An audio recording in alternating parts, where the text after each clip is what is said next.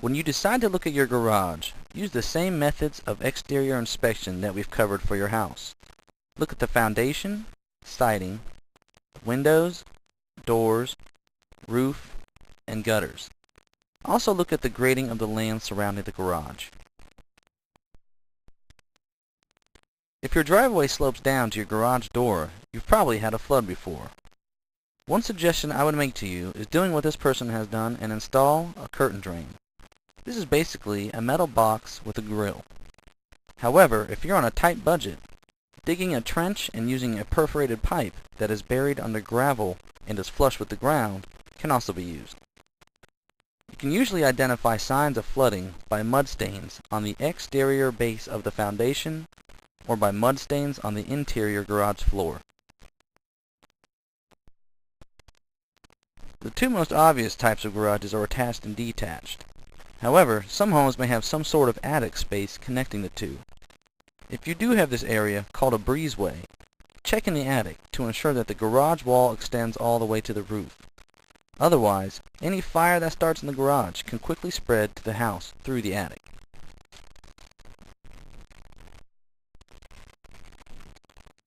A detached garage is more likely to have structural problems than an attached garage. Check the support beams for deterioration, cracks, and bowing. The bottom plate of a wood frame should be resting on the foundation at least 4 inches off of the ground. Keep in mind that wood that's in contact with concrete will rot quicker. Do the same checks with the wall. Also, look for signs of any insect damage. The garage floor will naturally acquire many small cracks. This is generally caused by shrinkage or differential settlement and is usually not a concern. However, these should be sealed. Large or heavy cracks may indicate a shifting of the ground underneath or upward pressure being exerted on the underside of the slab. This needs to be checked by a structural engineer. The floor should also be pitched toward a floor drain. Check any floor drain with the hose to see if it's functioning properly. If no floor drain is present, the floor should be pitched toward the car entrance. One of the more important checks is obviously going to be the garage door. Look at the overall appearance and look for the obvious. Check the seal at the bottom and look at all of the hinges. The most common type of door is the sectional overhead. Look for missing wheels and springs and loose or misaligned tracks. If the door closes heavily or rapidly, it's a good indication that the spring tension needs to be adjusted.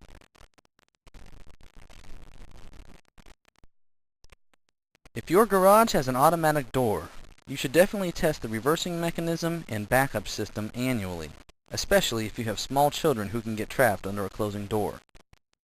The backup system is usually a sensor built into the door seal or a light beam of some kind. Start both tests with the garage door open. The reversing mechanism should make the door retract if there is something under it, such as a box. If the backup system is a light beam, place a piece of cardboard or anything that will cover the sensor and press the close button. It shouldn't move. Now remove the object and press it again. While it's closing, put the object in front of the beam again and it should reverse.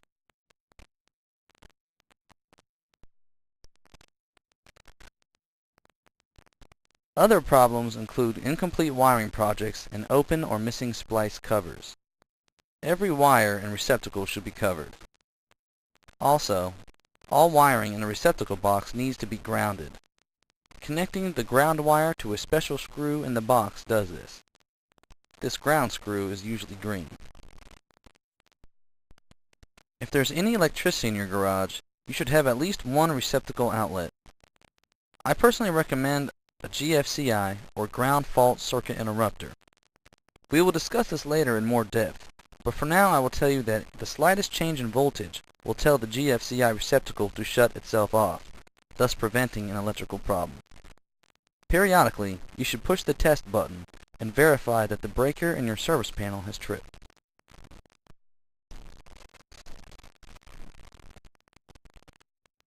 Now, before you do anything, I remind you not to be poking around at potentially hot wires. Also, you should have 3 layers of protection. I recommend rubber-soled shoes, rubber gloves, insulated tools, and safety glasses. Very carefully open the sub panel and simply look around. Take a look at the feed wire going into the sub panel. If all of your receptacles are 120 volts or your service panel is less than 200 amps, you should have a 3-wire feed. If there are any 240 volt receptacles or your panel exceeds 200 amps, it should have a 4-wire feed. 2 hot wires, which are black, 1 ground wire that is white, and 1 neutral wire, usually bare copper. If it doesn't, you should call a certified electrician for an estimate on correcting this. In your sub panel, the neutral wire must be connected into the grounding circuit. Look for the neutral bus and verify that it is resting on plastic. Ground wires should not be connected to the neutral bus or the frame connection. The frame connection is reserved for neutrals only. Last, all circuit breakers shouldn't have any more than 1 wire per screw. If any of yours do, have it checked by a professional. Finally, if your garage doesn't have newer receptacles, you may be dealing with the old 2-prong receptacles. All heavy-duty machines require grounding, and that is achieved by the small hole in the 3-prong receptacle. If there is some type of 3-prong accessory plug that is plugged into the 2-prong receptacle, this is not allowed. Modernized garages may have plumbing installed. The most common problem is freezing pipes that burst. All pipes need to be insulated, especially if there is a living space in a second-story garage. Hopefully, there is some type of recommended heater present that can be used in winter. Central heating systems usually extend a register to an attached garage. If you see a vent, there should be no return grill. If your heat is provided by a non-electric space heater, it must be vented outside, and for safety purposes, no exhaust should come in contact with the wood frame.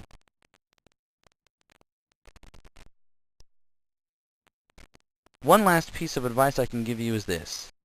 If there is a pit in the garage floor that is covered with a metal plate, it may be your sewer or septic cleanout and trap. Lift the cover. The bottom of the pit should be pretty dry unless there has been recent rain. If the bottom contains water, it may be an indication that the water table in your area is high. Be aware that water can rise in the garage through the pit and through cracks in the slab floor. A concrete or slab driveway costs about twice the amount of asphalt driveways, but is extremely durable. The bottom line is, water destroys paved areas. Remember that freezing and thawing water eventually causes concrete to crack or heave. Downsloping driveways are especially vulnerable to erosion because of the rate and amount of water traveling down it. Look for any major cracks or heaves in your driveway, especially near the basement foundation wall.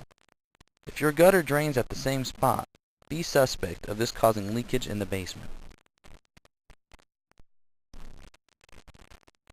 Walkways and sidewalks are pretty obvious. If there are tripping hazards, these should be fixed for insurance purposes. Oftentimes, tree roots exerting upward pressure on the underside may cause these.